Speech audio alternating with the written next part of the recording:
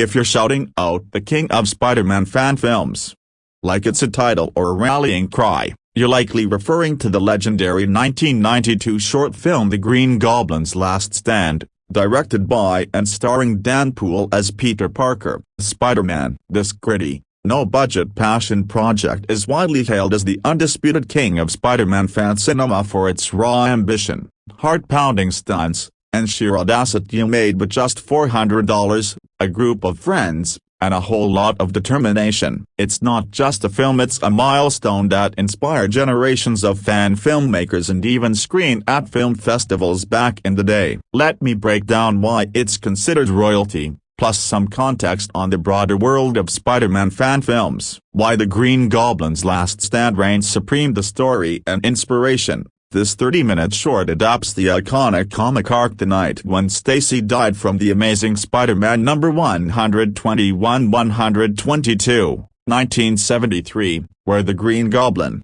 Norman Osborn, kidnaps Gwen Stacy and tragically kills her during a bridge showdown with Spider-Man. Poole's version captures the emotional weight of Peter's grief, the high-stakes chase, and the brutal fight while staying faithful to the source material. It's dark, intense, and ends on a somber note that hits harder than many official films. The production legend, filmed in Baltimore in 1992, Poole, a massive Spider-Man fan, pulled off insane practical stunts on a shoestring budget. We're talking real rope swings from fire escapes. Poole literally tied himself to buildings for web-slinging shots, homemade costumes cobbled from spandex and cardboard, and no gear, just pure grit. The Green Goblin suit was a DIY nightmare, but it works because of the commitment. Poole even submitted this as an audition tape for James Cameron's unmade Spider-Man film in the early 90s, hoping to land the role. It didn't, but it became a cult classic anyway. Legacy and acclaim.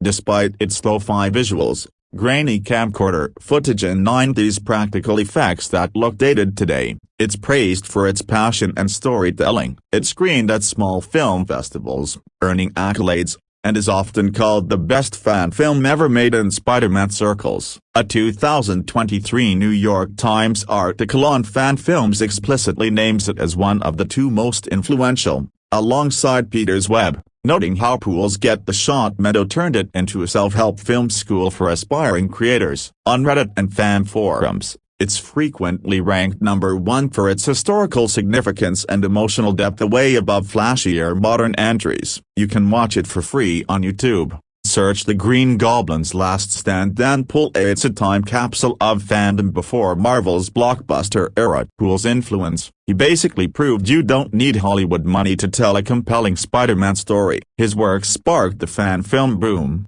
showing that anyone could suit up and swing, literally. If there's a king, it's him, a humble, stunt-loving, and eternally tied to the web. The broader kingdom. Other top Spider-Man fan films. Spider-Man fan films exploded in the pre-MCU era, with thousands on YouTube made by passionate creators using everything from stop-motion to high-end CGI. They're a mix of heartfelt tributes, wild action, and creative what-if scenarios, often dodging Marvel's copyright by staying non-profit. While The Green Goblin's Last Stand wears the crown, here are other standouts often ranked in best of lists, from sources like IMDb, Reddit, WatchMojo, and fan blogs. I focused on highly recommended ones available on YouTube. Peter's Web, 2011, by Roger King, a 6-part series following Peter Parker's daily struggles as Spider-Man. It's got solid effects for its time, better than Poole's in visuals, and dives into the "with great power comes great responsibility" theme. Often called the best series for its character focus, low budget but emotionally resonant. Runtime,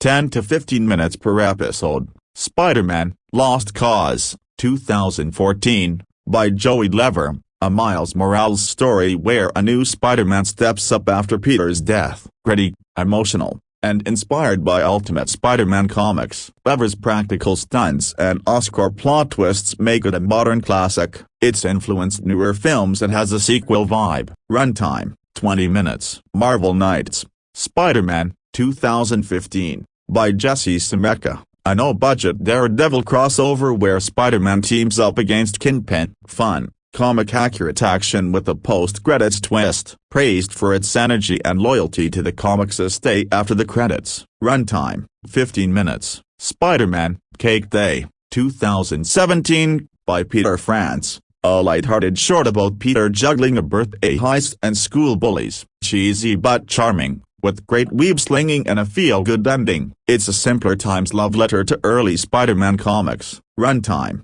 8 minutes. A Friend Called Spider-Man, 2020, Dear Unknown, a fan favorite on Reddit. Peter visits a terminally ill kid, blending heroism with heartbreak, inspired by the kid who collects Spider-Man. Super emotional and character-driven, and many call it their personal fave for the feels. Runtime, 10 minutes. The First Spider-Man, 1969, by Donald F. Glut, the actual first documented fan film. A super lo-fi short where Spider-Man fights Dr. Lightning, an original villain. It's primitive, stop-motion toys for swings, but historic. Glut later wrote for Marvel cartoons. Watch for the novelty. Runtime, 5 minutes. Other honorable mentions: Viva Spider-Man, 1980, Kingpin vs. Spider-Man in a basketball twist, Spider-Man, Final Swing, recent bloody CGI epic, and Not So Amazing, 2020, a meta-tale of a fan becoming Spider-Man. Avoid Spider-Man, Lotus,